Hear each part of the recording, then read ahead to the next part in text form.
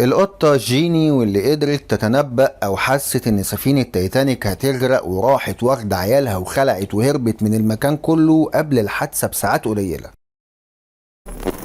طب مبدئيا كده قبل أي حاجة، القصة دي أنا معرفش إذا كانت حقيقية فعلا ولا لأ، الله وحده يعلم. يعني أنا هنا في الفيديو ده مجرد ناقل للكلام اللي اتقال. القطة جيني كانت مشهورة انها اشهر قطة بتقدر تصطاد القوارض والفئران، علشان كده كانوا بيستعينوا بيها في السفن علشان تخلصهم من القرف ده كله. وفي الوقت ده كان اللي بيربي القطة جيني عامل اسمه جيم ميلهولاند، واثناء تجارب البحر بقى جيني ولدت قطط صغيرة، وجيم عمل لها مكان في السفينة على جنب علشان تبقى في امان هي واولادها. وفي الوقت اللي كانت التايتانيك بتستعد للإبحار كانت جيني مبسوطة وراضية ومزقططة على الآخر، خصوصا بقى وإن المكان اللي جيمي قاعدها فيه كان دافي وبيجيب لها بواقي الأكل من المطبخ بتاع السفينة ومدلعها هي وعيالها.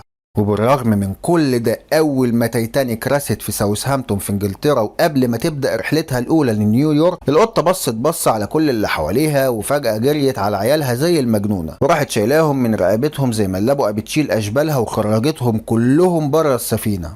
مين بقى شاف الكلام ده كله؟ آخر حد هيجي في دماغك إيه ده؟ عرفت منين؟ هو فعلا جيم.